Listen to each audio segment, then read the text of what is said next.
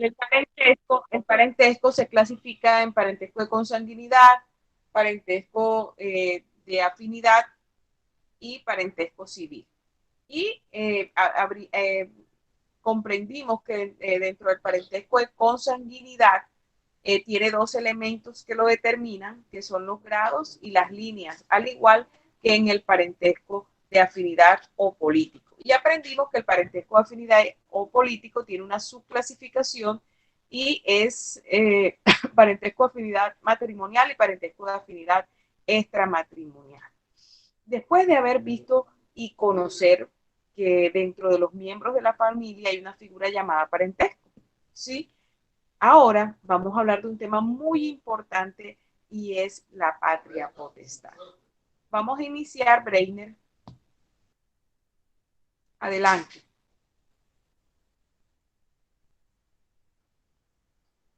Listo, profe, gracias.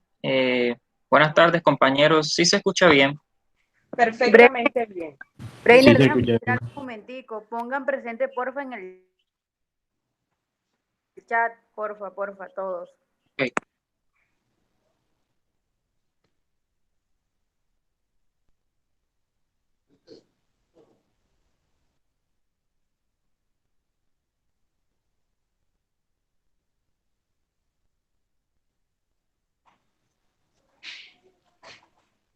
listo. Adelante, Breiner.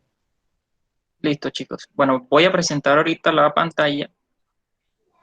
Me dicen si se ve.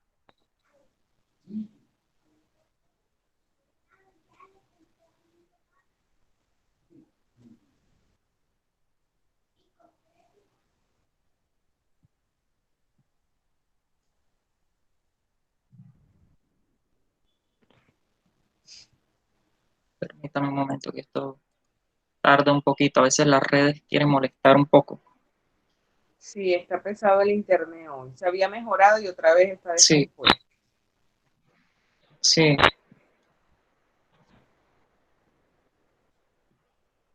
Bueno, yo ahorita le di en presentar pantalla. Cuando aparezca, me avisan.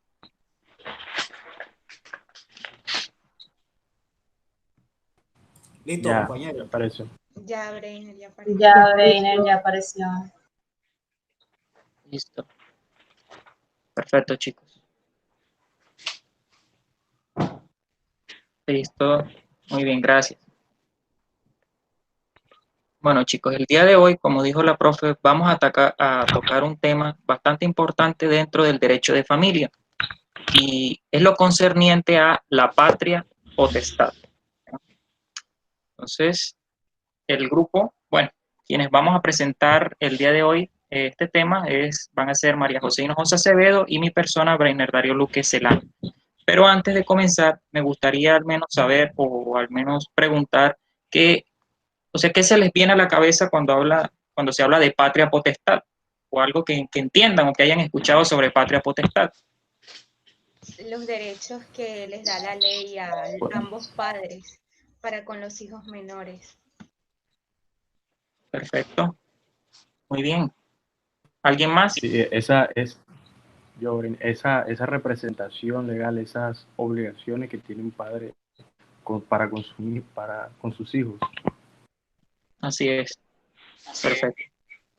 Muy bien. Bueno, mira, como bien lo han dicho los compañeros, en esencia habla de eso, un conjunto de derechos que la ley otorga a los padres para el ejercicio, la administración de todos los derechos de los hijos, realmente. Vamos a tener en cuenta la siguiente tabla de contenido donde vamos a tratar o agotar cada uno de los aspectos importantes de la patria potestad, ¿ya? Inicialmente vamos a hablar sobre el origen histórico, donde se desarrolló esencialmente la patria potestad. Vamos a empezar después con unas palabritas clave que hay que tener en cuenta y eso nos va a ayudar a poder entender el desarrollo de la patria potestad en Colombia en la medida de la expedición inicialmente del Código Civil en sus inicios y un poquito las reformas que tuvo al artículo concerniente a la patria potestad. Luego veremos un concepto legal y uno jurisprudencial, vamos a marcar unas características, vamos a ver los atributos o derechos que comprende realmente esa patria potestad, las limitaciones de la patria potestad, la pérdida de ella, la solicitud para tenerla y una diferencia entre patria potestad y custodia, que son figuras muy diferentes. Entonces, de una vez, para resaltar, por si quiere entonces guiarse dentro de sus códigos, todo lo concerniente a la patria potestad se encuentra enmarcado en el Código Civil desde los artículos 288 al 311. ¿Ok? Entonces iniciaríamos con lo que sería el origen histórico de la patria potestad. Y nos menciona, entonces, dentro del origen histórico, como muchas de las instituciones del derecho civil se desarrollaron en sus inicios en Roma. Entonces, la patria potestad no es una excepción a ello. De aquí tenemos la siguiente frase en latín que dice: in potestat nostra sunt liberi nostri quos est justis nudis procavimus. Eso traduce que están bajo nuestra potestad los hijos que procreamos en estas nupcias, es decir, dentro del matrimonio. Esencialmente, lo más importante de la figura de la patria potestad en el derecho romano es que existía una figura principal, una figura importante, y era el padre. Pero en ese momento se le denominaba como pater familias, pater familias, padre de familia. ¿Qué características notamos de ese origen histórico, de esa figura de la patria potestad? En esencia, que primero, para poder ejercer la patria potestad se requería ser ciudadano romano. Evidentemente, los esclavos, como no eran considerados ciudadanos romanos, no eran considerados siquiera personas, entonces no podían siquiera tener la patria potestad sobre sus hijos. Era como que básicamente la esclavitud era el destino de esas personas. Bueno, esencialmente ya después los tiempos cambiaron. ¿Qué otra característica sacamos de la patria potestad? Que el pater familia, es decir, el padre de familia, era el propietario de los hijos y de sus bienes, tanto que incluso podía comerciarlos, vender todos sus bienes, hacer lo que fuera con ellos, incluso hasta matar a los propios hijos. Es como si hubiera sido una prenda de garantía en una obligación. Eso es lo que realmente representaban incluso los hijos en el derecho romano. Esto era reglamentado por la ley de las 12 tablas. Era una de las leyes que incluso vimos en Historia del Derecho, ¿no? Que se nos había hecho referencia, que era bastante marcada. Luego ahora vamos a tocar lo que serían unas palabras clave. Una que es bastante importante y que se va a tener en cuenta más que todo cuando vayamos a hablar de la pérdida de la patria potestad. Y las otras dos palabras clave son unas palabras que en la medida de que transcurría la historia, pues se fueron quedando en desuso, ya no se utilizaban y se declararon inexequibles. Entonces, la primera palabra clave que hay que tener en cuenta es la emancipación. La emancipación se define como un hecho que pone fin a la patria potestad de forma voluntaria, legal o judicial.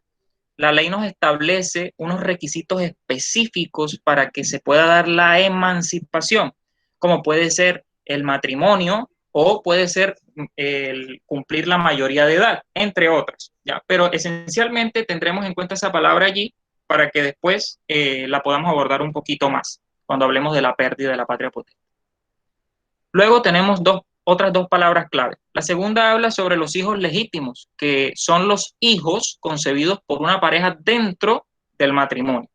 Por otro lado están los hijos ilegítimos, que son esos hijos concebidos por fuera del matrimonio y que de acuerdo a y que se clasificaban de varias maneras, se subclasificaban de la siguiente forma. Esos hijos ilegítimos estaban los hijos naturales, que son aquellos habidos entre dos personas que no estaban casadas legítimamente al momento de la concepción. Pero, entonces, esos hijos naturales podían adquirir o podían legitimarse posteriormente. ¿Cómo lo podrían hacer? Pues que evidentemente los padres se casaran. Entonces a eso se llamaba hijos legitimados, ¿ya? Que era una condición adquirida cuando los padres celebraban el matrimonio legítimo después del nacimiento del hijo, ¿ya?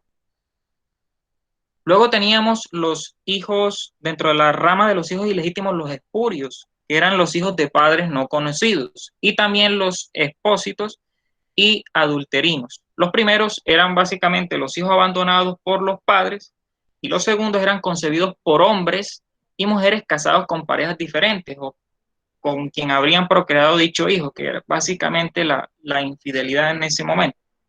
Bueno, me gustaría saber si hasta ahí al menos está claro, si hay alguna duda en cuanto a esto, la clasificación. Yo tengo una Bien, pregunta. bien. No sé si vayas a tocar el tema después, pero ¿vas a mencionar en Roma cómo se trataba el tema de la adopción o no va en esta exposición? No, realmente la adopción pues no la vamos a tocar esencialmente, sino la figura de la patria potestad. Quería marcar un poco la parte histórica, esencialmente para entender la figura de la patria potestad y después cómo se adoptó realmente aquí en Colombia, ¿ya? Es que el Pero tema al no es, menos... el tema, Breiner, disculpe, el tema no es la adopción, el tema es la patria potestad, pero hay que tomarla como referencia. La adopción es un tema que vamos a ver más adelante y le vamos a dar un espacio de qué es, cómo se da. Sin embargo, ya yo aquí toqué el tema de la adopción cuando dimos los fenómenos de manera somera, cuando dimos los fenómenos de la familia, tocamos el tema de la adopción y dijimos, decíamos que hay dos clases de adopción, que es la plena y la simple, y les dije que en Colombia manejábamos la adopción plena. Y hay otras formas más que se las mencionaré, como la adopción del nacional, del extranjero. Entonces, el del nacional, pues él es el colombiano que adopta y el extranjero es el extranjero que adopta aquí en Colombia. Pero la adopción, básicamente, la vamos a ver más adelante. Él la trae a colación porque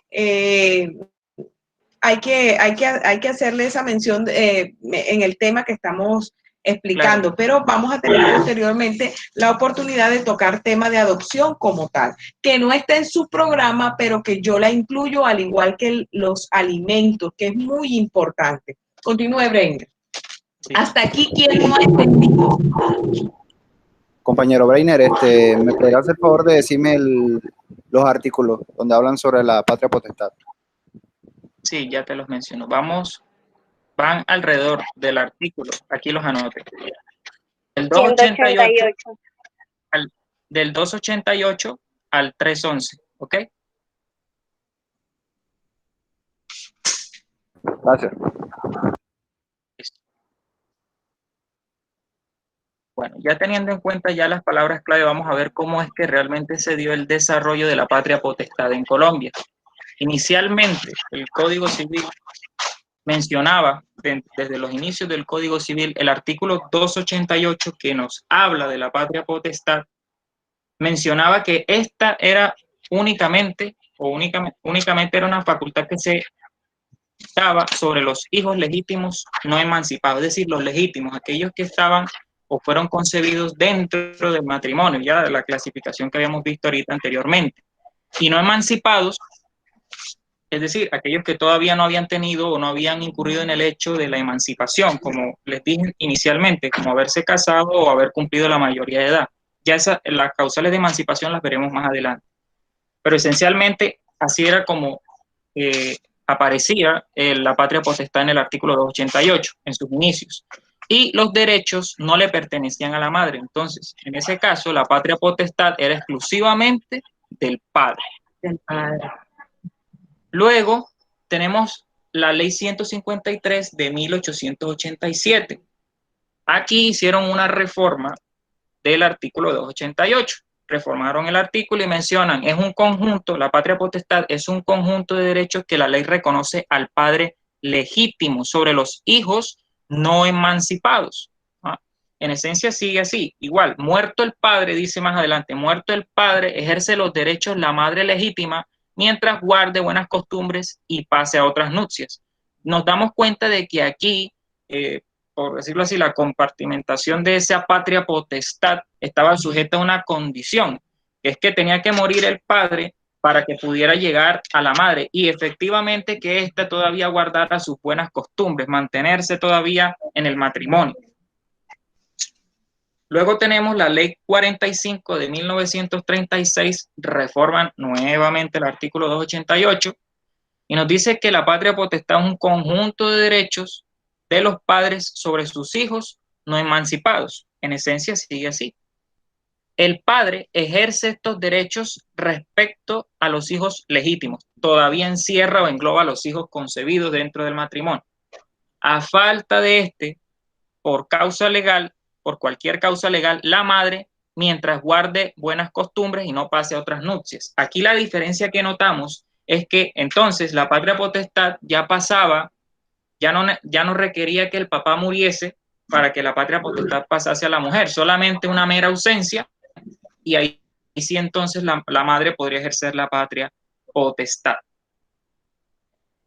Luego tenemos la ley 75 de 1968, otra reforma a ese artículo, y nos dice que es un conjunto de derechos, la patria potestad es un conjunto de derechos que la ley reconoce a los padres sobre sus hijos como no emancipados, para facilitar a aquellos el cumplimiento de los deberes que su calidad les impone.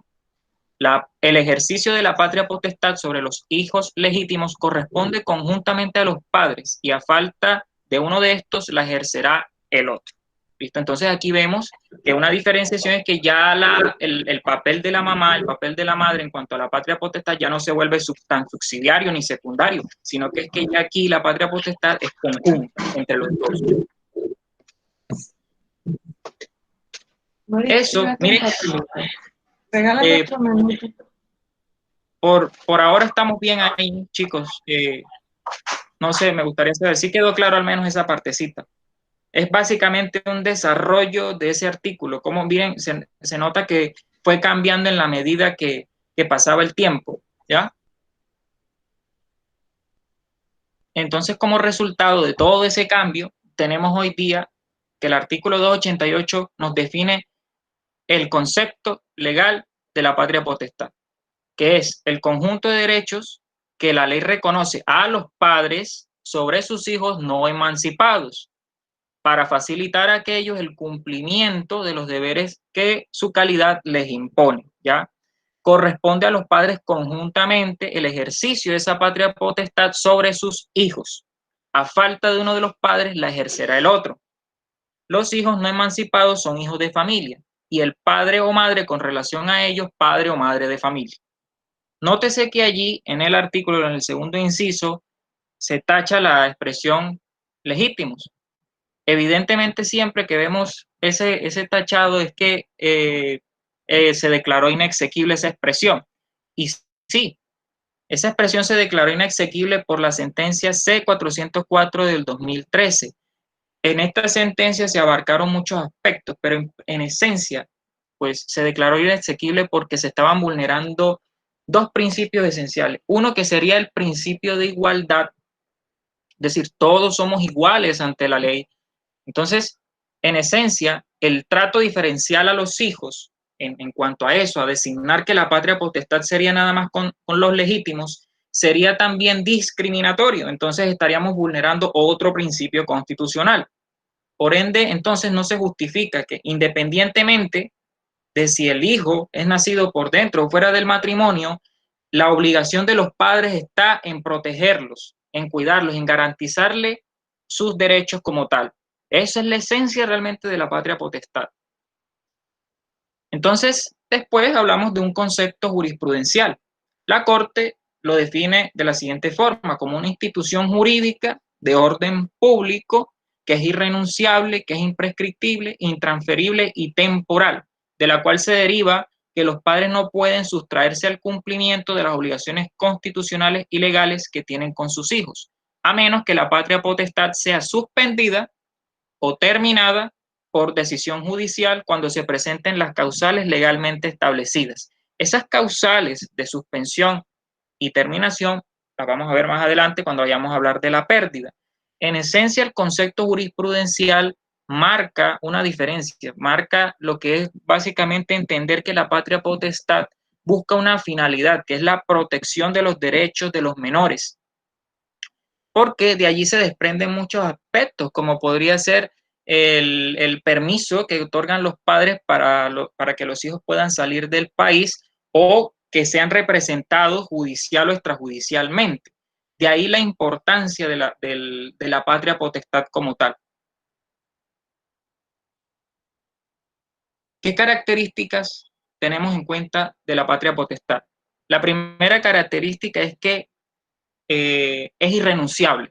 ¿ya? Esencialmente es irrenunciable porque esta figura se erige por normas de derecho público. Por ende, son imperativas, no se puede renunciar a ella, son inherentes. La patria potestad es inherente a es inherente a los padres realmente. Hay una especie como de excepción, por decirlo así, aunque no sería tanto una excepción, pero habla sobre la delegación tanto total o parcial de la administración o la representación. Esa delegación la encontramos en el artículo 307. Vamos a leerlo. Alguien que por favor pueda leer el artículo 307 del Código Civil. Si quieres lo leo yo, Bren. Sí, el primer inciso, ahí de una vez noticia. El artículo 307, ¿no? Los derechos Sí. de administración de bienes, el usufructo legal y la representación extrajudicial del hijo de la familia serán ejercidos conjuntamente por el padre y la madre. Lo anterior no obsta para que uno de los padres delegue por escrito al otro, total o parcialmente, dicha administración o representación. Perfecto. Lo que nos dice esencialmente el artículo es que establece unas atribuciones dentro de la patria potestad, que ahorita, después de que veamos las características, las vamos a tocar. Ahí nos habla los bienes, la administración de los bienes, 1, el usufructo legal, 2, y la representación judicial del hijo de familia, 3, serán ejercidos conjuntamente por el padre y la madre. Lo anterior, es decir, esos atributos que menciona ese inciso, no obsta para que uno de los padres delegue por escrito al otro, la delegación, de forma total o parcial, dicha administración o representación en ciertos negocios jurídicos, ¿ya? Pero esencialmente habla sobre una delegación en ausencia del padre o en ausencia de la madre, para que la ejerza de forma unitaria. Esto generalmente pues, puede ser en esos aspectos, ya sea dentro de la representación, que a veces es, digamos, como más común, ¿no? Pasamos a lo que sería la segunda característica, que es imprescriptible. Entonces, como de ser imprescriptible, la prescripción no es aplicable a los derechos familiares. Nosotros cuando estudiamos la figura de la prescripción, entendemos que esta se aplica o se predica de los derechos reales y los personales, ya de los derechos reales, como el derecho de usufructo, la hipoteca también es un derecho real, entre otros que hemos visto. Y también en los derechos personales, en cualquier negocio jurídico entre personas, entre particulares. Pero entonces, en cuanto a los derechos familiares, la patria potestad es una figura del derecho de familia, no se puede hablar de una prescripción, ya sería ilógico hablar de ello. Entonces, por eso es imprescriptible. Luego tenemos otra característica que es intransmisible. No es, indudablemente, no es objeto de comercio. Usted no puede comerciar la patria potestad con otra persona. No, para nada. Eso hay que tenerlo muy claro. Luego, otra característica que podemos resaltar es que su ejercicio corresponde a los padres. Es esencialmente por esa característica de irrenunciable que el ejercicio de la patria potestad recae inherentemente en los papás. Su naturaleza de intransmisible la hace intransmisible a otra persona. La naturaleza esa intransmisible hace que le corresponda nada más a los padres.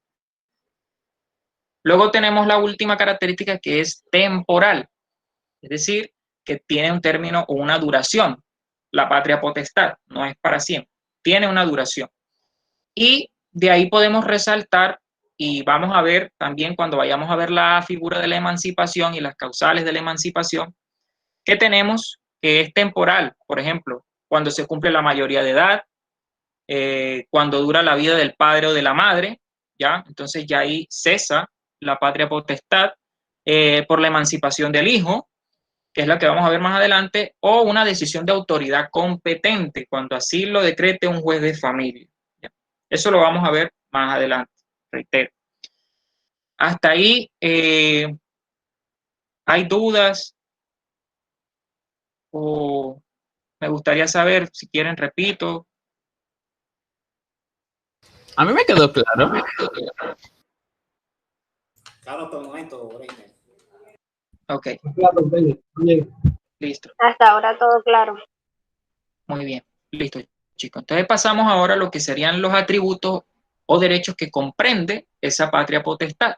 De ahí resaltamos esencialmente la representación. La primera, el primer atributo o derecho sería la representación judicial y extrajudicial.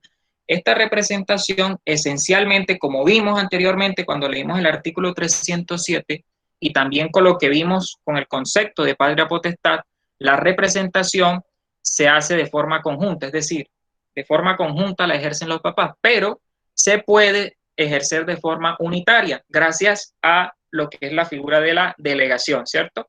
Como ahorita lo leímos. Luego tenemos el atributo o derecho, otro atributo de derecho que comprende la patria potestad, que es el usufructo de los bienes del hijo. Esencialmente, bueno, ahí voy a detenerme un poco. ¿Recordamos realmente lo que es la figura del usufructo? Aquí, ¿quién podría definirme la figura del usufructo? ¿Quién se acuerda? El usufructo son los frutos que deja un bien. Ejemplo, una casa gozaría en sus frutos, no sé, la valorización que gana por año, si le das una, ¿cómo se llama? Si estableces un arriendo, básicamente sea todo lo que genera un bien. O eso recuerdo. Ok, por ahí va la cosa. Bueno, esencialmente, cuando hablamos de el... ¿Alguien iba a decir algo? Uso y goce de la cosa. Eso, exacto. Uso y goce de la cosa. Recordemos que de la propiedad se desprenden tres elementos, tres características importantes, ¿cierto? El uso, el goce y la disposición, clase de bienes, ¿no? Entonces, del usufructo, cuando hablamos del usufructo, existen tres partes importantes. Va a existir un nudo propietario, va a existir una nuda propiedad y un usufructuario. Esencialmente el nudo propietario, ¿cómo lo entendimos? Es aquel que se desprende de alguna de las características esas que tiene. En el usufructo se desprendería del uso y del goce, ¿ya? Y evidentemente esa nuda propiedad, ese uso y goce, ¿quién lo va a gozar? ¿Quién lo va a tener realmente? El usufructuario. Entonces, en este caso, el usufructuario serían los padres, ¿ya? Los padres, pero de los bienes, de los derechos que son objeto de usufructo del hijo. Vamos a ver entonces lo que sería el artículo 291. Dentro del artículo 291 nos vamos a dar cuenta de algo importante sobre el usufructo. ¿Quién lo quiere leer? Pero compañero, patrimonio del hijo de familia. El padre y la madre gozarán por iguales partes del usufructo de todos los bienes del hijo de familia, exceptuados, primero, el de los bienes adquiridos por el hijo como fruto de su trabajo o industria, los cuales forman su peculio profesional o industrial. Segundo, el de los bienes adquiridos por el hijo a título de donación, herencia o legado, cuando el donante o testador haya dispuesto expresamente que el usufructo de tales bienes corresponda al hijo y no a los padres. Si solo uno de los padres fue excluido, corresponderá el usufructo al otro. Tercero, de las herencias y legados que hayan pasado al hijo por indignidad o desheredamiento de uno de sus padres, caso en el cual corresponderá exclusivamente al otro. Los bienes sobre los cuales los titulares de la patria potestad tienen el usufructo legal forman el peculio adventicio ordinario del hijo. Aquellos sobre los cuales ninguno de los padres tiene usufructo forman del peculio adventicio extraordinario. Listo, perfecto, gracias. Bueno, aquí nos damos cuenta que en el artículo 291 nos establece el padre y la madre gozan conjuntamente por iguales partes del usufructo de todos los bienes del hijo, salvo o por excepción esos tres numerales que nos menciona allí, que son los bienes adquiridos por el hijo por fruto del trabajo, los bienes adquiridos a título de donación, herencia o legado, si es que específicamente se destinaron o se destinaron expresamente a ese hijo. Tercero, que las herencias y legados que hayan pasado por el hijo por indignidad. Esa es una figura que ahorita pues vamos a ver más adelante. Pero de igual forma, lo que cabe entender o hay que tener claro es que a esas tres excepciones no son objeto de usufructo dentro de esos atributos de la patria potestad, ¿ok? Se exceptúan esos tres. De todo lo demás, los padres tienen el ejercicio de la patria potestad en los demás bienes, ya todos los que no estén dentro de ese rango. ¿Ok? Lo que da a entender que dentro del usufructo como consecuencia genera una administración de esos bienes del hijo, que corresponde a otra tercera característica, que también los padres la ejercen de forma conjunta, pero también se puede ejercer de forma unitaria ya, por virtud de la delegación, como lo habíamos leído cuando Lina leyó el artículo, ya el artículo anterior que habla sobre la delegación de la patria potestad. Bueno, ahora voy a darle paso a mi compañera que les va a hablar sobre las limitaciones de la patria potestad, es decir, hasta dónde llega realmente eso.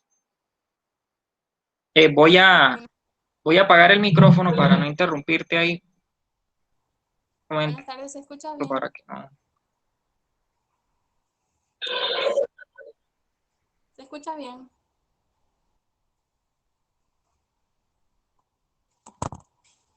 Sí se escucha, nena. Bueno, gracias. Bueno, continúo con el tema de la patria potestad, específicamente sobre las limitaciones de ella. Primero, en nuestra legislación civil encontramos 3 limitantes, que son los que observamos aquí en pantalla, que primero está el empleo del hijo. Es que cuando un menor ejerce un empleo o un cargo público, la patria potestad no se extiende hacia todos los frutos de su trabajo. Es decir, el menor es dueño y no hay ninguna intervención administrativa justificada por la patria potestad dentro de esos bienes del menor. Todos esos bienes del menor que son frutos de su trabajo pertenecen a su peculio profesional. Lo siguiente es la administración y disposición de los bienes. Si bien nuestro compañero Breiner nos explicó que los padres pueden administrar administrar todos los bienes del menor, ellos no pueden hacer algunas cosas que la ley se los impide, como por ejemplo, donar alguna parte o el bien completo del menor, tampoco venderlo ni hipotecarlo. En caso tal de que se deba hacer o haya la posibilidad, no lo van a hacer porque ellos quieran o el momento que ellos quieran o no, sino que más bien si se va a tomar esta decisión debe ser mediante la autorización de un juez o un notario público. E igualmente, los padres no pueden intervenir en ninguna futura herencia que obtenga el menor o una donación. O sea, es decir, no pueden rechazarla o aceptarla porque eso no está dentro de los derechos que le permite la patria potestad. Ellos solamente están para representar al menor, administrar los bienes, mas no deben estar dentro de las decisiones de futuros bienes que el menor adquiera. Cabe aclarar que si, por ejemplo, una persona dona a un menor un determinado bien, esa persona, ese donante, puede escribir allí, puede expresarlo, de que no quiere que ese bien sea administrado por los padres, o así bien también puede decir que no quiere que los padres gocen del usufructo de ese bien. Todo eso lo escoge el donante o, en otro caso, el testador. Y aquí tenemos los bienes adquiridos por desheredamiento. Esto es lo que se refiere a aquellas herencias o legados que hayan pasado por la indignidad o desheredamiento de uno de los padres. ¿Esto qué quiere decir? Me voy a explicar bien. Hay un caso en que uno de los padres iba a recibir un bien, una herencia. Pongamos que es una herencia. Pero el padre cometió una causal de indignidad. ¿Qué son las causales de indignidad? Las encontramos en el artículo 1025 del Código Civil. En este artículo, que habla sobre la indignidad sucesoral, porque eso es a lo que se refiere al recibir la herencia, lo que es la sucesión, ese artículo da muchas situaciones en donde si una persona comete una de estas causales, inmediatamente se le priva de lo que es la herencia. Por ejemplo, no sé si algún compañero puede buscar ese artículo y leer por lo menos la primera causal de indignidad sucesoral. Artículo 10.20. Listo, yo te lo leo. Son indignos de suceder al difunto como heredero o legatario el que ha cometido el crimen de homicidio en la persona del difunto o ha intervenido en este crimen por obra o consejo, o la dejó perecer pudiendo salvarla. Bueno, entonces aquí vemos que ese padre ha estado relacionado con el delito de homicidio sobre la persona del difunto. Entonces esa acción inmediatamente lo vuelve en una persona indigna de recibir aquella herencia. ¿Y qué pasaría? Pasaría directamente a su hijo. Entonces, ¿qué impone aquí la ley? Claramente, como esta persona cometió este acto, va a pasar a su hijo y no puede administrar por medio de la patria potestad el bien que anteriormente iba a ser de él si no hubiese cometido ese delito. No sé si me hago entender. Si no me hago entender, dígame para explicarlo de nuevo. Muy bien, compañera. Muchas gracias. Bueno, entonces, cualquier bien que hubiese sido adquirido por el padre, nunca va a poder administrar ese bien. Eso es lo que quiere decir. Esta parte, bienes adquiridos por desheredamiento. Bueno, continuando con esto de los bienes y de la administración, cabe aclarar que los padres tienen una responsabilidad por sobre este bien. Por ejemplo, sabemos que la patria potestad, bueno, eso es lo que vamos a hablar, cuando acaba la patria potestad se acaba esta administración sobre los bienes del menor. Pero también hay otra causal que nos brinda la ley, que es cuando los padres, están en el artículo 298 del Código Civil, se llama responsabilidad de los padres en la administración. Es cuando uno de los padres, cuando los padres están administrando el bien del menor y hay una causal de disminución tal vez del bien del menor, o si es o el deterioro de este, o si bien hay un aumento de pasivos dentro de aquellos bienes que eran del menor. Entonces allí obviamente pasa algo raro, los padres no están haciendo una buena administración. Y entonces, ¿cómo se pone fin? No se pone fin a la patria potestad, sino a la administración por parte de los padres, por medio de una sentencia judicial, en donde declare responsable a los padres de cometer el dolo dentro de la administración de estos bienes. Continuando con la siguiente diapositiva.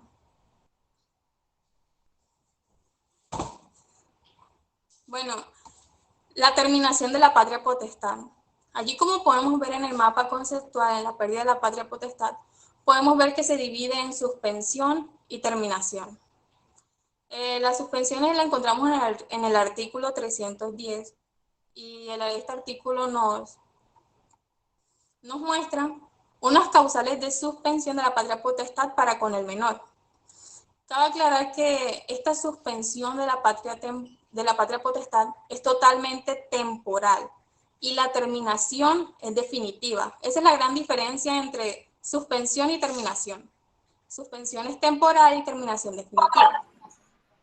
Y teniendo en cuenta que cuando hablamos de suspensión, esta se puede volver a recobrar. Sí, cuando digo esta es la patria potestad, si se restablece una de las causales que llevó a la suspensión. Mientras que cuando se da la terminación de la patria potestad, como dijo su compañera María José, es para siempre, es irrevocable. Cuando se termina, no hay marcha atrás. Mas, sin embargo, cuando se da la suspensión o la terminación de la patria potestad, muy bien que se dé cualquiera de estas dos figuras, los padres están obligados a pagar los alimentos o a dar los alimentos de sus hijos, ¿ok? Cualquiera que sea la figura. Adelante, María José. Bueno, sí, eso también iba a hablar de que el artículo 310 nos da unas causales para que se suspenda la patria potestad. Allí podemos leer la demencia, la mala administración de los bienes o la ausencia prolongada de uno de los padres. Allí mismo se suspende, como dijo la profesora, y quiero repetir, la suspensión no quiere decir que también lo hacen los deberes que tienen los padres para con los hijos, sino que estos siguen siendo responsables de ello dentro de la suspensión.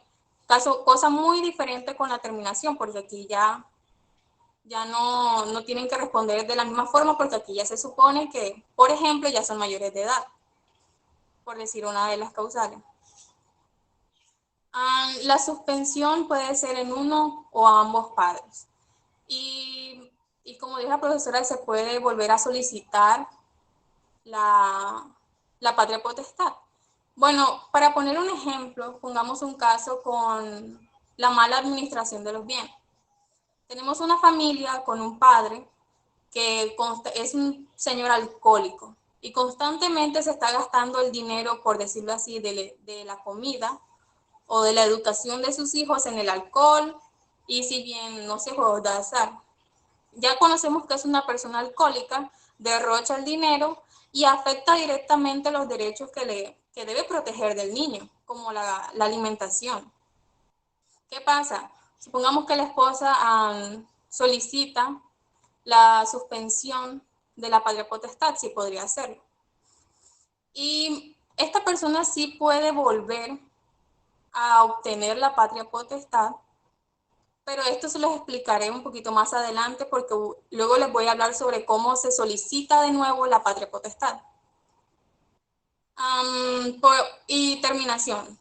En la terminación tenemos en el artículo 3.13 la emancipación voluntaria, que es aquella que se efectúa por instrumento público y que los padres llegan a un acuerdo con su hijo, un hijo ya adulto, y dicen, sí, por ejemplo, el menor dice, ya quiero ser una persona independiente, quiero administrar mis bienes, y los padres se dan cuenta de que el muchacho es un muchacho responsable, pues supongamos que tiene 17 años, ya trabaja, se han dado cuenta de que sí puede administrar sus propios bienes, porque ya es un menor, es un joven maduro. Entonces ambos llegan a un acuerdo, los padres y el hijo, y se presentan ante un juez con conocimiento de causa, y allí se da una emancipación voluntaria. Y cabe recalcar que no porque sea voluntaria en algún momento se va a dar marcha atrás, no, sino que allí, una vez emancipado el menor, es definitivo. Algo que de pronto cabe resaltar es que comúnmente vemos a jóvenes yéndose de sus casas y vemos que por, entre comillas, se independizan. Cabe recalcar que esto es ilegal, porque los padres aún siguen teniendo responsabilidades para con él al ser un menor de edad. Solamente que esta sería la forma correcta de la emancipación voluntaria. Continuamos con el artículo 3.14, que es la emancipación legal. Me gustaría que alguno de los compañeros leyera el artículo 3.14, es bastante corto, del Código Civil.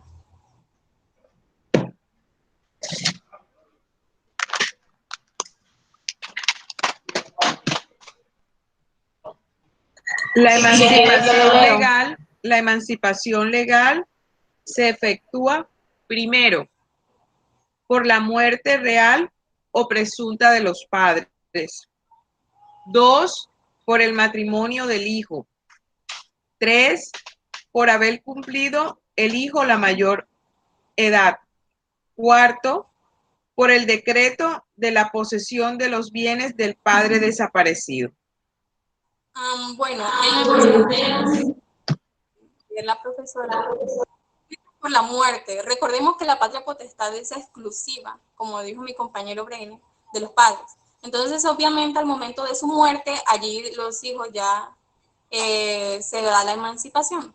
Por el matrimonio del hijo, pues allí pues es claro, porque ya el hijo ya no pertenece en sí de una forma directa a esa familia, sino que él se está dispuesto a crear otra y obviamente necesita una correcta administración de los bienes de esa familia.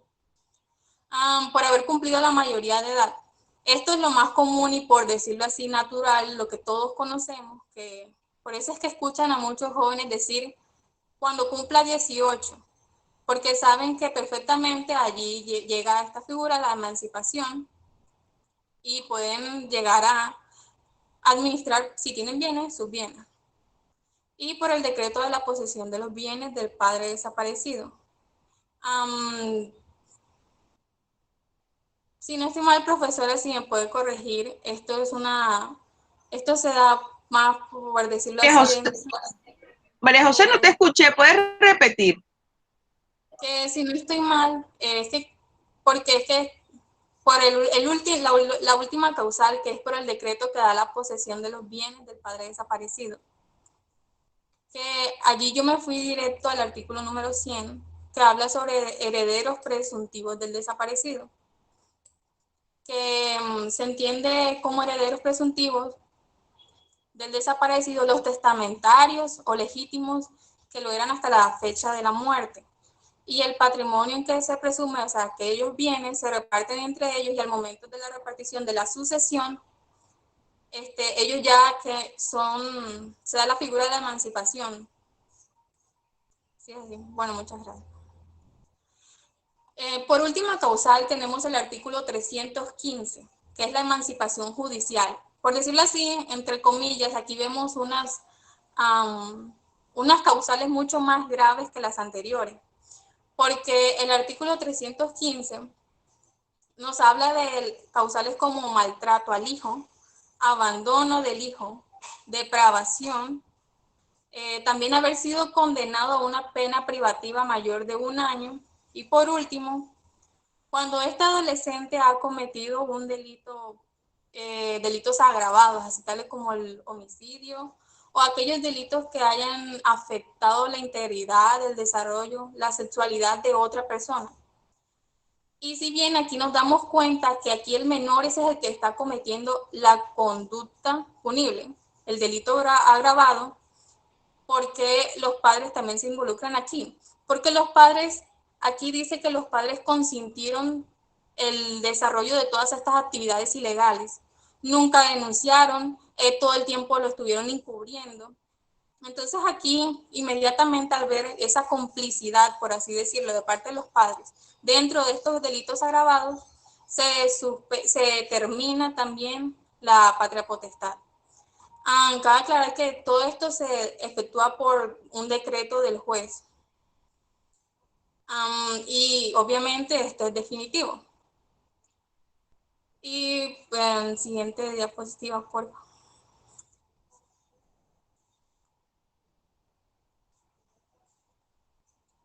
Yo les había hablado de que la suspensión era temporal y les puse el caso de un padre alcohólico.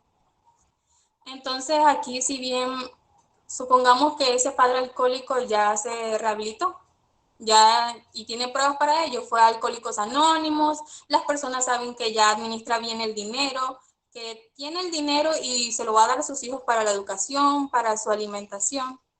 Entonces aquí él ya tiene un conjunto de pruebas. ¿Y qué va a hacer? Se va a solicitar ante el juez de familia o ante el ICBF, y va, mediante una asesoría jurídica, va a terminar esa suspensión de la patria potestad, porque para así otra vez obtener la patria potestad de manera, por decirlo así, normal. ¿Y qué es que aquí, perdona que te interrumpa, María José, como quiera que al señor X se le decretó la suspensión por el uso de sustancias alucinógenas, bueno, el uso del alcohol, ¿sí? Y que esto causó la mala administración de los bienes del menor.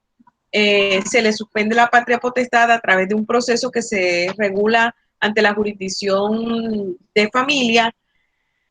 Y como el señor, pues ya el dictamen médico, además si se va al Instituto Colombiano de Bienestar Familiar, donde existe un grupo de interdisciplinario, donde hay psicólogos, donde hay trabajador social, entre otros, para que hagan los respectivos, las respectivas visitas, las respectivas entrevistas, lo que requiera para probar que el señor ha superado esta situación. Entonces, demostrado esto, o esto nos servirá de prueba para hacer la solicitud de que se termine con esa suspensión de la patria potestad, porque la causal que llevó a ella ya ha sido superada. Adelante, María José. Sí, y es que también podemos que el objetivo de la patria potestad es la de este tipo de casos dentro de la familia, porque es que se busca que la persona se rehabilite y así brindarle al niño un desarrollo íntegro, de verdad, que el niño necesita. Bueno, una vez la persona rehabilitada y todo lo demás, lo que ha dicho la profesora, se presenta entre una zona que quede cerca de la residencia del ICBF, y entonces allí cerca de la residencia él presenta estos papeles. Allí podemos ver los requisitos, que primero es presentar una solicitud verbal o escrita ante el defensor de familia y demostrar que, esto es muy importante, demostrar que las causales por las cuales fue suspendida la patria potestad ya hubiesen sido superadas. Como dijo la profesora, se investiga, se da por psicólogos, entrevistas y demás. El resto de documentos demuestran, son cosas como mucho más personales y obviamente el registro civil, cosas que demuestran el parentesco entre el menor y el padre, cuándo fue suspendida la patria potestad y por qué, y las pruebas de todo. Y por último, siguiente diapositiva, por favor.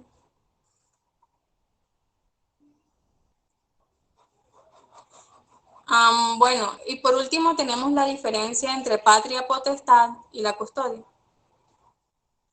Allí, como dice la imagen y la diapositiva. A mí me gustaría, bueno, no sé si entramos o esperábamos que viéramos el tema de custodia para hacer las diferencias entre las dos, pero no importa. Mirémosla y luego cuando veamos custodia, yo no las voy a decir ni se las voy a dar a conocer, sino que ustedes mismos las van a construir, porque ya en base que están tocando esto, ya sabemos que es la patria potestad, y ahora que venga la custodia, pues mucho más rápido vamos a poderla sacar. Adelante, María José.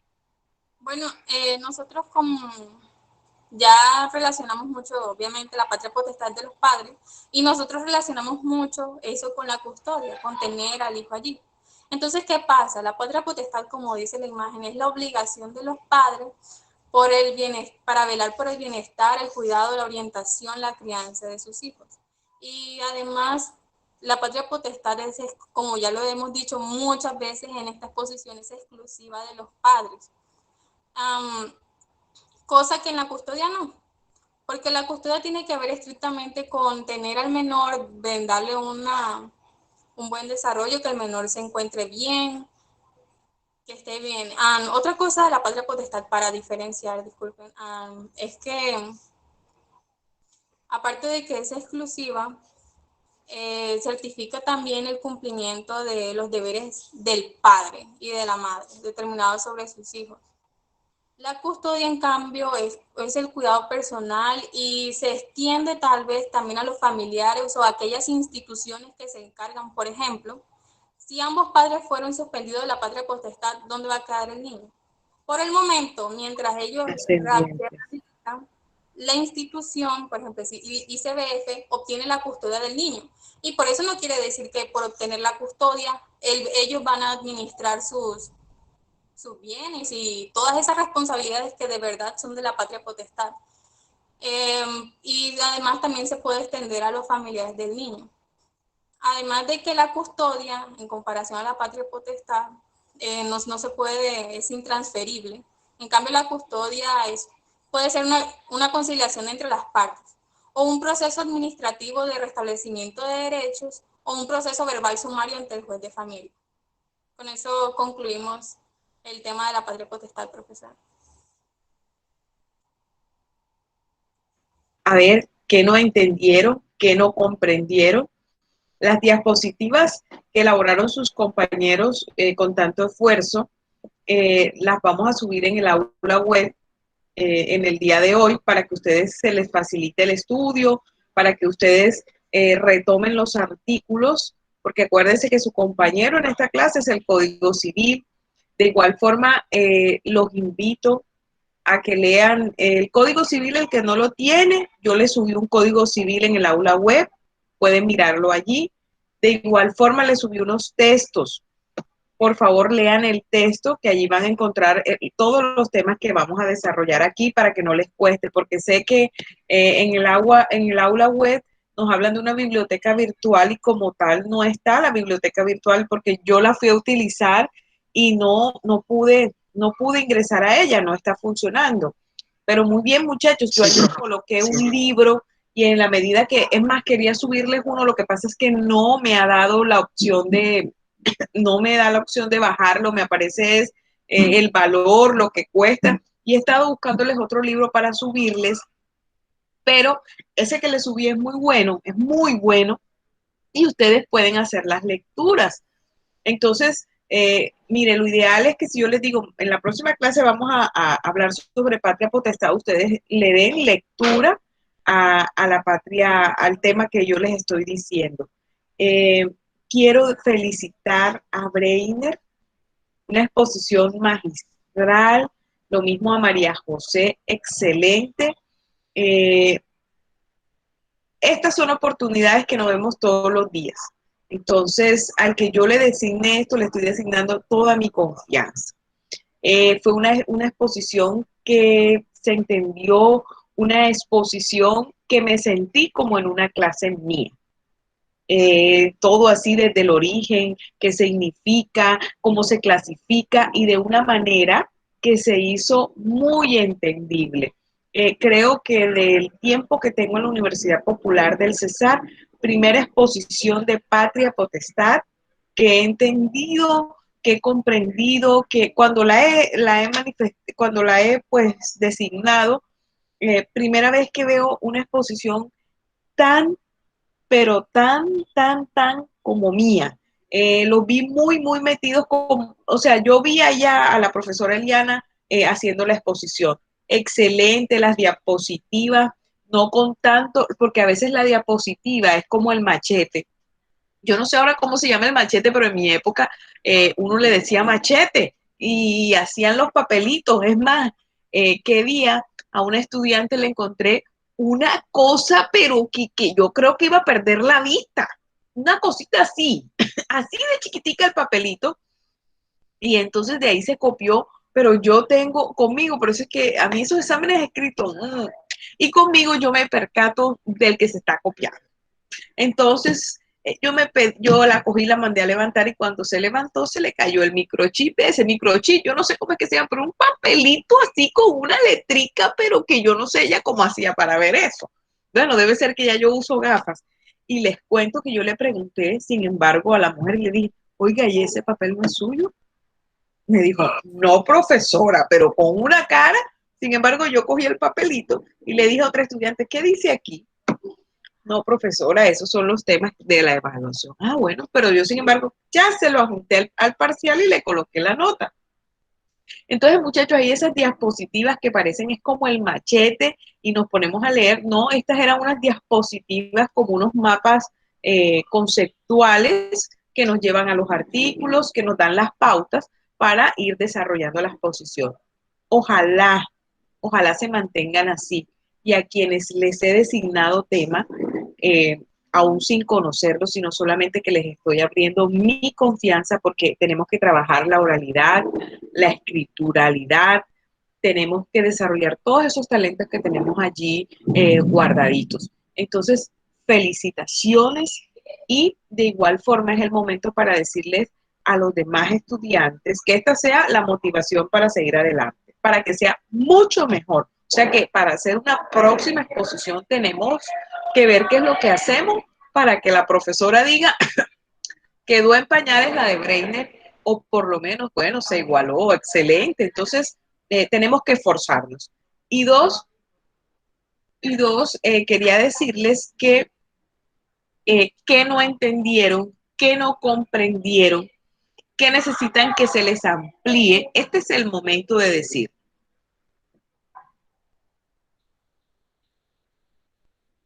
Pero el tema es muy claro, no hay mucho que no sepa. Lo máximo que podría no saber es saber la exactitud de la ley, pero ajá, eso lo tengo que leer, no me lo van a decir. Yo no sé. ¿Quién está hablando que no lo veo? Es que me da flojera conectar la cámara. Es muy engorroso. No, ¿por qué le va a dar flojera? Porque yo soy celular con cámara y tengo que usar como 2 programas Dalel, diferentes. es Dalel, ya vi que es Dalel, el chico que se me coloca ya en la puntica siempre, ya en la puntica de mi clase. Fíjense que hasta aquí en la cámara los ubico.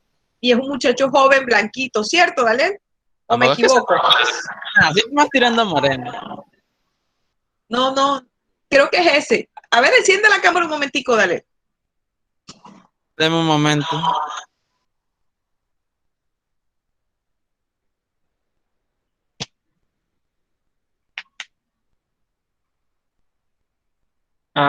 Profe, de todas formas, también aclarar que estamos tratando de redactar un documento Word donde al menos amplíe un poquito más lo de la exposición para ver si también se envía. Ok, un material de estudio, un material de Sí, estudio. un material. Entonces, Breiner, me lo pasas, por favor, me lo pasas al correo o al WhatsApp mío y yo se lo subo al aula web para que todos tengan oficialmente el material. Pero sé que con las diapositivas, el texto que está allí, van a tener suficiente. Profe, otra cosita. Sí. Pues la exposición no había terminado del todo porque queríamos planear hacer una dinámica que es básicamente llenar un crucigrama.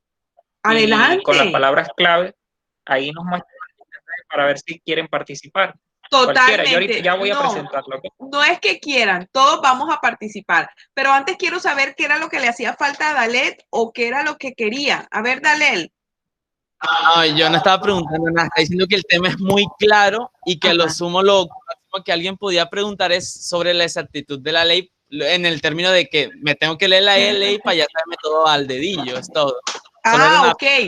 Ya, mira, espérate un momento. Hija, préstame ahí el foco que no veo. Es para decirte los artículos para que le hagas la lectura al artículo. Se fue la luz. Bueno. Los artículos de patria potestad o el capítulo de patria potestad en el Código Civil, bueno, lo encontramos en el título 14 del artículo 288 en adelante. Es más, allí también encontramos la emancipación, que es importante recordar que es emancipación, y lo encontramos en el artículo 312. Entonces, del 288 en adelante al 315, que es donde nos termina de hablar de la emancipación, podemos tomar apunte acerca de esa situación. Muy bien, Dalel. Entonces, adelante con la actividad que me interesa que la hagamos y se prepara para la palestra el tema de filiación. Adelante con la actividad, Breiner, y te agradezco que me envíes inmediatamente las diapositivas y el banco de preguntas. Claro, ¿se escucha? Perfectamente bien. Listo. Bueno, chicos. Una cosita. Ahí creo que viene el chat que algunos chicos estaban pidiendo lo de la solicitud de la patria potestad. Esencialmente, pues la información no la recolectamos de un artículo del Código Civil, sino de la página del ICBF. De todas formas, esos aspectos, todo lo que se tocó en la exposición, todo lo que investigamos, lo vamos a condensar en ese documento, en ese material de estudio para que lo puedan leer y lo puedan estudiar con calma. ¿Oyeron? Listo. Entonces, vamos a pasar a lo que sería entonces una pequeña actividad y es llenar un crucigrama. Ya muchos hemos llenado crucigramas a veces con el periódico o con cualquier cosa, incluso uno de pelados hacía eso. Pero bueno, entonces, para poder recordar un poco lo que vimos anteriormente, vamos a tener en cuenta unas pistas, unas palabras que nos dicen y nos dan de una vez cuál sería la palabra que podríamos encajar. Entonces vamos en orden. La número 1, la pista número 1 nos dice que la palabra es miembro de la familia que en Roma era el propietario de los hijos y de sus bienes. Yo lo digo. Pater family. Perfecto. Así es, pater familias, así es. Excelente. Bueno, vamos a la pista número 2. Nos dice característica que hace que la patria potestad no sea objeto de comercio. ¿Quién recuerda? Intransmisible. Perfecto, intransmisible, así es, compañeros. La número 3 dice atributo de la patria potestad, donde se ejerce una facultad a nombre de otro. Ojo con esa. Usufructo. No, Delegación, Delegación. Breiner. no, cerca, casi. Recuerden que habíamos visto 3 atributos importantes. Representación. Perfecto, ahí está. La representación. La figura de la representación es uno de los atributos que está dentro de la patria potestad. Recuérdenlo bien, ¿ya? Número 4 dice que es un hecho que pone fin a la patria potestad. Emancipación. Emancipación. Tan cuchilla. Excelente, excelente. Vamos con el número 5 que dice forma de perder la patria potestad de manera temporal. Suspensión. ¿Quién lo dijo? ¿Cuál es? Suspensión. Perfecto. Así es, suspensión. Listo, chicos. Eso creo que era una actividad muy rápida, cortica. Al menos se ve que sí prestaron atención. Entonces, los felicito. Muy bien. Yo quiero que me Excelente, pasen también el crucigrama, ¿sí? Está ahí, está en la diapositiva también. Excelente, me parece, súper chévere, diferente. Vamos a ver cómo nos va con la exposición de filiación, que es un tema muy importante. Es un tema muy importante. Entonces, quería llamar a nuestro estudiante Harold, si no hay más preguntas, para ir adelantando. Y sería el curso que vamos 1A adelante.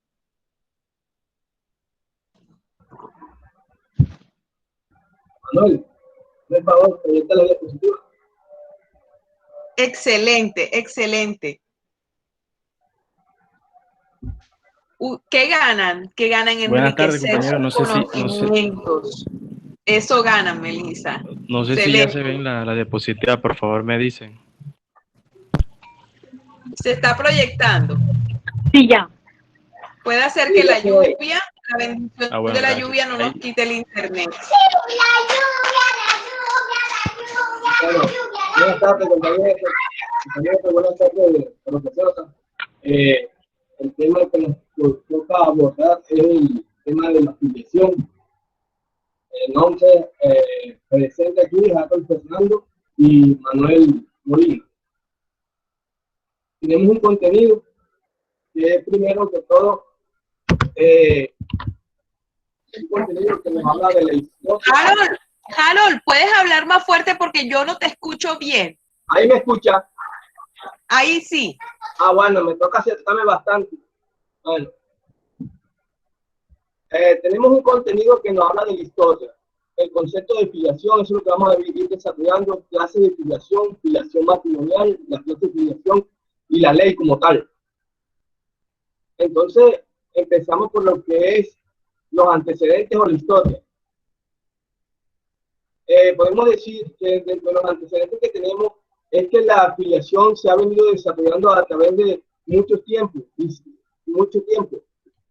Aquí en Colombia, la filiación podemos abordarla a partir del Código de 1873, donde se estipulaba, se daba el concepto de hijos o hijas legítimos. Este concepto de hijo o hija legítimo se daba en dos aspectos. Ilegítimos, pues digo, los hijos naturales o hijos de padres que se podían casar en el momento de la concepción. Eso es el hijo ilegítimo. Los hijos dañosos o de ayuntamiento. ¿Qué quiere decirnos con dañosos o de ayuntamiento? Aquellos hijos que su concepción o su nacimiento se dio por el incesto o por el adulterio. Y los hijos simplemente ilegítimos. Aquellos hijos que no eran reconocidos como tal por los padres. Y estos no tenían ningún derecho. Eran ilegítimos. Posteriormente, sale la ley 435 de 1936, donde nos establece y nos da a entender, nos hace una diferencia, que ya se considera que los hijos naturales y los legítimos, ya se aparta, se sale ese concepto del código que venía anteriormente, que hablaba de los hijos ilegítimos. Más adelante, el decreto 2829 de 1974 modificó la denominación de hijos por hijos naturales, por hijos o hijos extramatrimoniales. Ya con este decreto ya no se tenía solamente, ya el concepto de hijos naturales quedaba derogado y aparecía el concepto de hijos extramatrimoniales. Denominación que sigue vigente en la actualidad y con la ley 29 de 1982 estableció una nueva en la clasificación de hijos o hijos legítimos extramatrimoniales y abordó también lo que son, configuró en esta ley los hijos adoptivos y otra igual, y le dio una igualdad tanto a los hijos extramatrimoniales como a los hijos adoptivos, una igualdad en derechos. Esta ley, la de muchachos, perdón, Harold, en materia sucesoral, cuando hablamos de los órdenes hereditarios, en la época anterior existía un orden más, ¿sí? Y ese orden más era dado para los hijos adoptivos. Entonces, miren cómo siempre ha venido dándose la evolución, que ya todos los hijos son hijos. Ya no podemos decir ni hijos legítimos ni hijos ilegítimos, sino hijos. Todos son llamados hijos. Sí, señor. Compañero Harold, o mi querido estudiante Harold, mejor, le están solicitando que vaya calmadito. Calmadito, okay, porque va muy rápido. Ok, doctor. Bueno, ya después que a partir de la ley 29 de 1982 se establecen unos nuevos artículos, los cuales dan un cambio en el Código Civil. ¿Qué sucede? Se dan unos preceptos diferentes en el Código Civil y puntualmente en el artículo 250, donde los hijos son legítimos, tanto extramatrimoniales y adoptivos, y tendrán igual derechos y obligaciones, ya con el Código Civil. También nos establece en el artículo 1040 del Código Civil,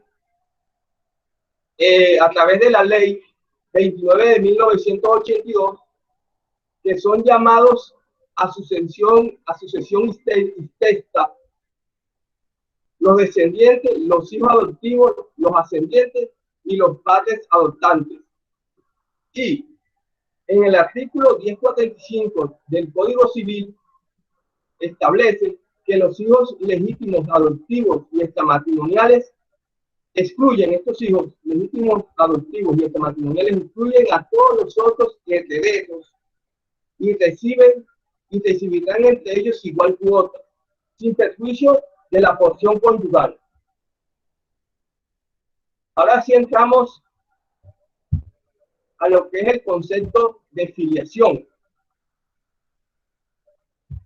Aquí taxativamente nos dice la sentencia C, este es un concepto constitucional, nos dice la sentencia C258 del 2015, que la filiación es un derecho que tiene todo individuo al reconocimiento de su persona jurídica y conlleva atributos inherentes a su condición humana, como el estado civil, la relación de patria potestad, orden sucesoral, obligaciones alimentarias, nacionalidad, entre otros.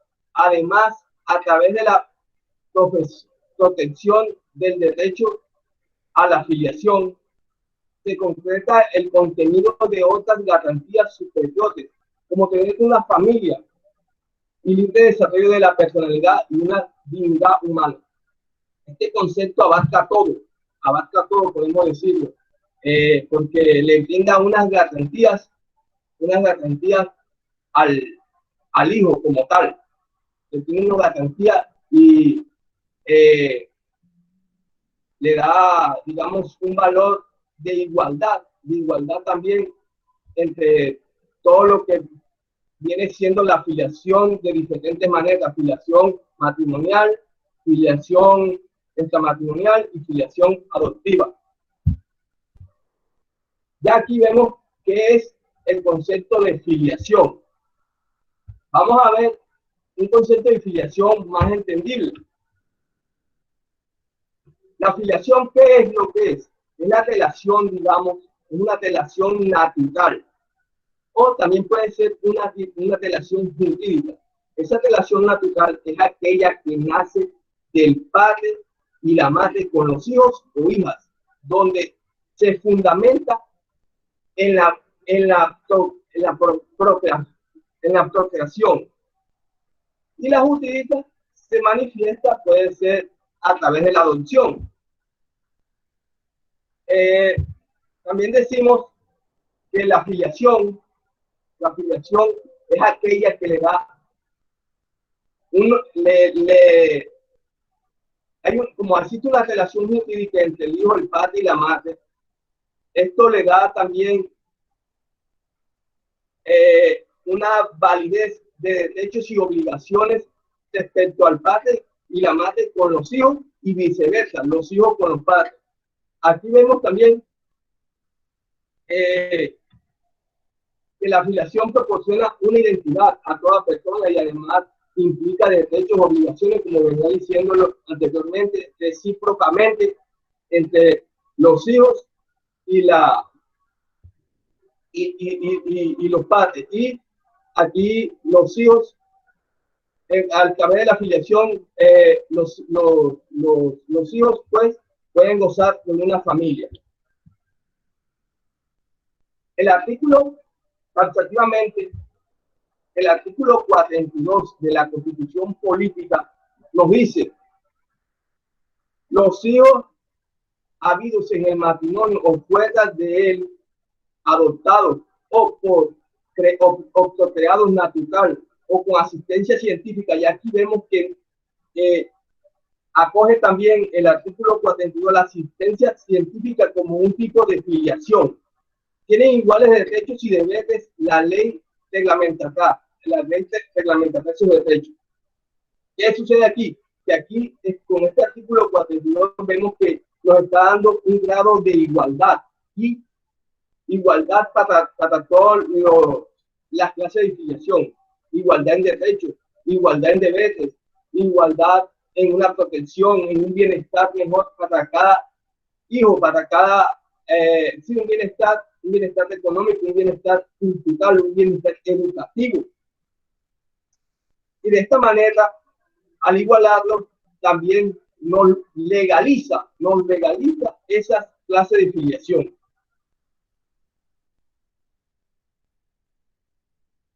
Aquí estamos en el concepto de lo que son las filiaciones matrimoniales, extramatrimoniales y filiación por adopción.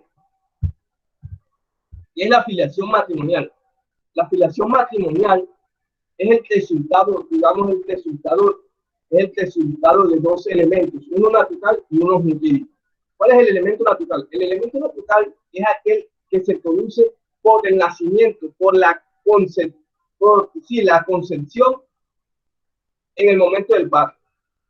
Y el elemento jurídico es aquel que se consolidiza con el matrimonio, porque estamos hablando como tal de la filiación matrimonial. En el artículo 203 nos habla de la palabra legítimo, el artículo 203 del Código Civil. Y la ley 29 de 1982 también nos legitima lo que son la filiación extramatrimonial, como lo vimos anteriormente, y los adoptivos. Fundamentos de la filiación. ¿Cuáles son estos fundamentos de la filiación matrimonial? En general, se considera O sea, estos fundamentos se consideran en la base de filiación matrimonial es el matrimonio. Sin embargo, no todos los hijos nacidos dentro del matrimonio son legítimos, digamos, pero la concepción dentro del matrimonio es la que determina la legitimidad de esos hijos como tal. Fundamento de la filiación también estamos hablando por la maternidad. ¿Cómo se fundamenta? Considerando como la maternidad se considera como un vínculo jurídico entre el hijo o la hija con la madre. En la base de la filiación legítima, donde hay una filiación legítima, la maternidad como tal, la maternidad es tangible, es susceptible de una prueba directa. Se supone que hay un parto y que este parto ha nacido un hijo o una hija. Por lo tanto, la maternidad, a través de la maternidad, es uno de los elementos que se puede, o de los fundamentos de la filiación matrimonial. También el parto de la madre se prueba con el certificado médico de la persona que atendió el parto.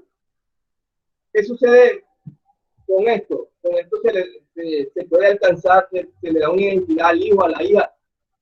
Se prueba a través del registro, esta identidad se prueba a través del registro civil de nacimiento de la hija o de la hija.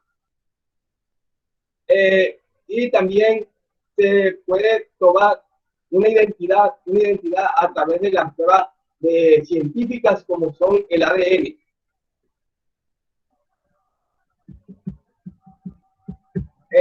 Por concepción, por la paternidad. Por la paternidad también decimos que la filiación es un vínculo jurídico entre el hijo o la hija con su padre. La paternidad, a diferencia de la maternidad, se determina no es prueba tangible como tal, sino es a través de la concepción. Es que se prueba la paternidad. No es un hecho, digamos, la paternidad, ¿cómo se prueba también? Se fundamenta en las obligaciones propias que se presume dentro del matrimonio, como son la fidelidad, la cohabitación y otros conceptos como tal.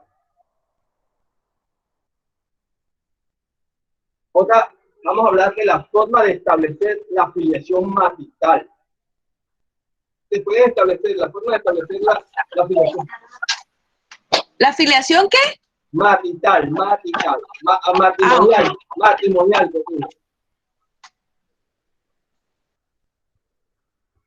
Se puede establecer, digamos, por el origen, la filiación que se establece desde el nacimiento del hijo o la hija. Ese es un origen, ahí comienza. O también se puede establecer en el momento de la concepción. Por la legitimación. Es un término que tiene carácter legítimo. Digamos, por la naturaleza, por la filiación legítima, se adquiere después del nacimiento. La legitimación, ¿cuándo se da? Digamos, cuando el hijo nace digamos, se da la concepción 180 días antes del matrimonio. Se da la concepción. Y las personas tienen esa facultad de casarse, se casan y aquí legitiman la filiación, se legitima a través del matrimonio también. Regulación, ahora vamos a hablar sobre la filiación adoptiva por medio de la adopción. Esta está regulada por la ley, por el artículo 61 de la ley 1098 del 2006. Se define pues que la finalidad de la adopción es el establecimiento de una verdadera familia como la que existe entre la unión, o sea, es el establecimiento que existe, la unión de las, es una unión, digamos, jurídica. Ahí hay una unión jurídica. ¿Qué sucede con esta unión jurídica filial? A través de la adopción, que va a tener los mismos derechos que la afiliación extramatrimonial y matrimonial. Esta adopción nace las mismas obligaciones, el hijo tiene los mismos derechos, el hijo tiene los derechos de recibir una educación, a ser apoyado, amado, respetado, y tener un bienestar de tal manera familiar. Esta adopción tiene dos etapas.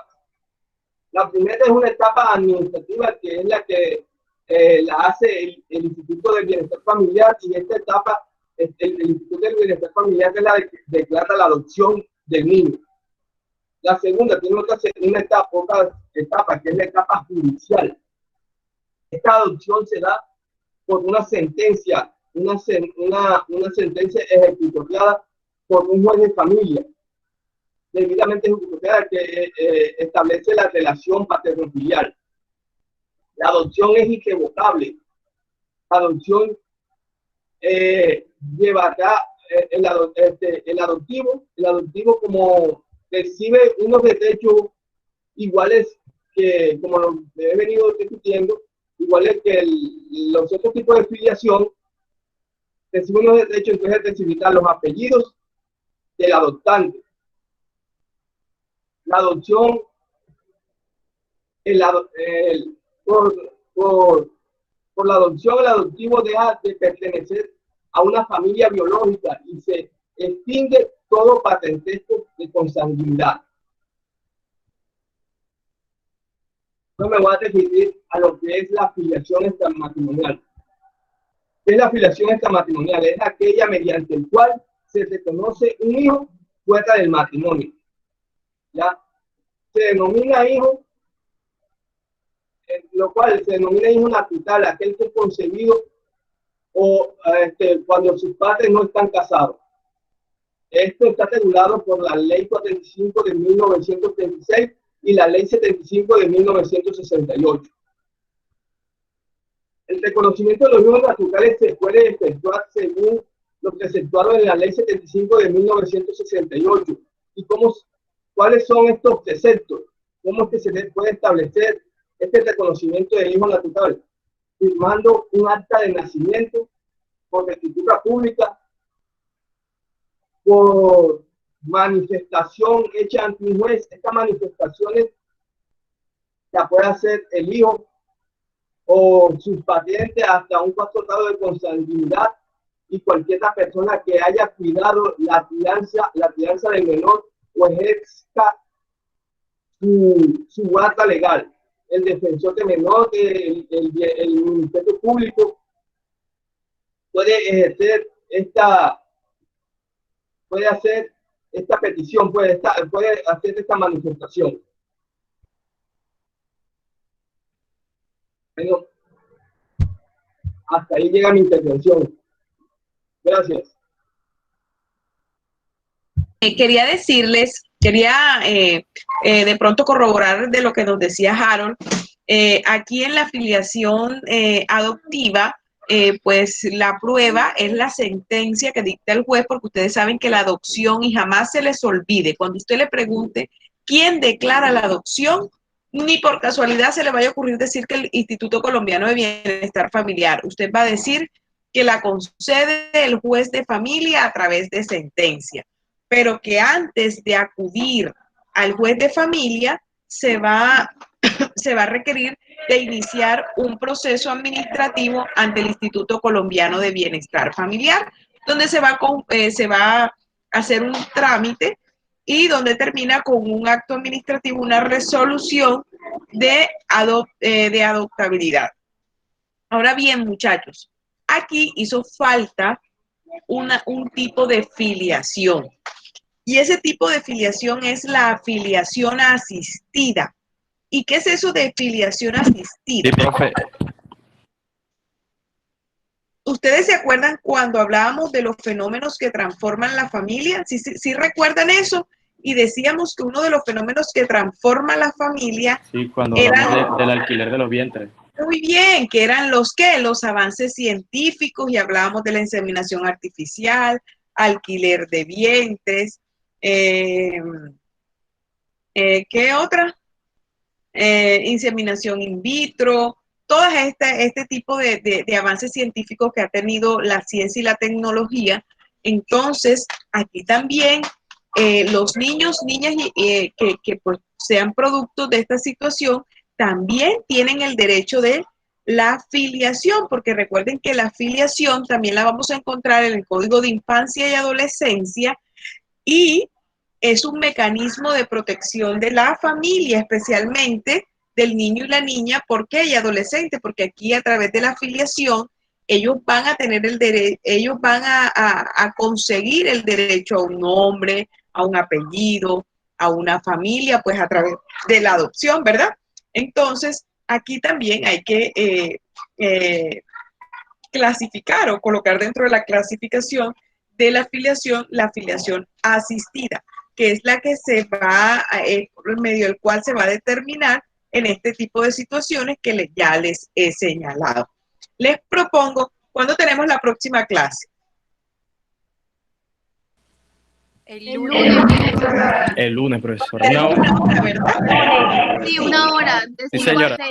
Una hora. Vamos a ver qué tanto avanzamos, y para ver si el día lunes todos vamos a buscar acerca de la filiación asistida, qué jurisprudencias hay. Vamos a traer muchos daticos y todos vamos a construir la filiación asistida, ¿vale? Adelante, Harold. ¿Quién continúa? Ya va, profe, ya va. Buenas tardes, compañero. Continúo yo, Manuel. Y comparto la pantalla. Sí, se me escucha bien, disculpen, ¿sí se escucha bien? Sí, se te escucha perfectamente bien. Gracias. Bueno, mientras el compañero... Ahí está compartiendo. Ahí está compartiendo. No, Harold, no está compartiendo.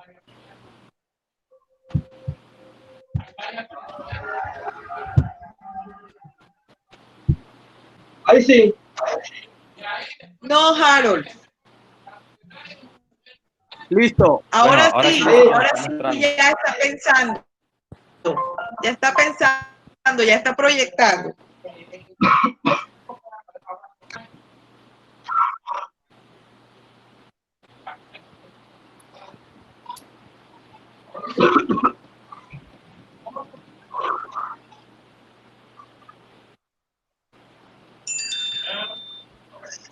Parece que se quitó, ¿no? Sí. Sí, Sí, dale otra vez y déjala un momento. Estaba proyectando yo. Sí, déjala un rato que ella demora por la conexión, ¿oíste? Déjame intentarlo nuevamente. Y es que está cayendo un aguacero inmenso. Está cayendo un aguacero inmenso y con bastante brisa. Déjame compartir nuevamente. Breiner le estaba marcando, pero no me contestó. Ahí ya. No. Nada. Estaba marcando, Sí, ahora sí. Así. Bueno, a mí sí me sale. Listo. Bueno, a continuación yo voy a explicar un poco más acerca de lo que es la investigación o impugnación de la maternidad y paternidad, que este es un proceso que se deriva pues de la filiación. Comprendiéndolo así, compañeros, Harold, si puede pasar a la segunda diapositiva. Sí, señor. La ley 1060 de 2006 es por la cual se modifican las normas que regulan la impugnación de la paternidad y de la maternidad. Esta norma modificó unos artículos del Código Civil del 213 y siguientes, los cuales, compañero, pase la diapositiva, por favor. Esta ley es corta, creo que nada más tiene 13 artículos. Bueno, miren, aquí les presento el artículo 200. Profe, tiene el micrófono prendido y creo que se escucha. Gracias. Bueno, el artículo 213 del Código Civil quedó de la siguiente forma, si se me permite leer. En esta primera parte que voy a leer, pues existe una presunción legal, y es la que el hijo concebido durante el matrimonio o durante la unión marital de hecho tiene por padres a los cónyuges o compañeros permanentes. Esta es una presunción legal, la cual obviamente aquí se da en la filiación matrimonial, como nos lo explicaba el compañero Harold. La excepción es que, salvo que se pruebe lo contrario en un proceso de investigación o de impugnación de paternidad, que son los procesos que vamos a ver a continuación, de qué tratan, cuándo son viables, cuándo se debe proceder. Compañeros, si pueden pasar la diapositiva. Esta definición del proceso de investigación de paternidad nos la da la sentencia C-258 del 2015. Si se me permite leer aquí, este proceso de investigación de paternidad o de maternidad tiene un carácter judicial. Y es que Manuel Julián, la investigación de paternidad es un proceso de carácter judicial. Manuel Julián, yo creo que debemos suspender aquí porque vamos a quedar, yo creo que debemos suspender aquí porque vamos a quedar muchos. Entonces, pues ya vimos la parte conceptual, cómo se clasifica y qué es el significado qué es cada una de la clasificación, ¿sí? Entonces, el día lunes continuamos con Manuel Julián, que ya nos va a hablar de la parte genética, ¿cierto, Manuel Julián? Y del proceso de la patria potestad, de filiación. Entonces, yo les pido, para no perder el hilo de la situación, ya suspendamos porque no vamos a alcanzar para nada, estamos a unos cuantos minutos. Les recuerdo que coloquen presente en el chat para que los monitores puedan tomar la asistencia. Por otro lado, le pido a los monitores hacer un poquito de presión con el ingeniero Juan José para que ustedes puedan acceder a las grabaciones, porque se hizo el trabajo, pero he escuchado que ustedes no pueden descargar la grabación de las clases. Y sé que para algunos es muy importante o es una manera de estudiar. Yo no quiero que ustedes digan que por falta de la grabación, ustedes no estudian. Entonces yo le voy a pedir a Víctor Manuel y a mi monitora, que el nombre no me acuerdo y le pido que me perdone, y no es porque no sea de mi importancia, sino que la mente a veces me patina el coco allí. Entonces le pido el favor que hagan un poquito de presión, díganle que los compañeros están molestando a la docente con esa situación. En todo caso, si no vemos que hay solución de aquí al viernes, yo cuando más a los monitores les paso la grabación que me llega a mí al correo para que ustedes la... Sí. ¿Y cuál es el canal para atacar al señor que usted dice? Libardo. Ay, Libardo es bien intenso. A mí me encanta Libardo Rodríguez. Libardo. Usted también me encanta.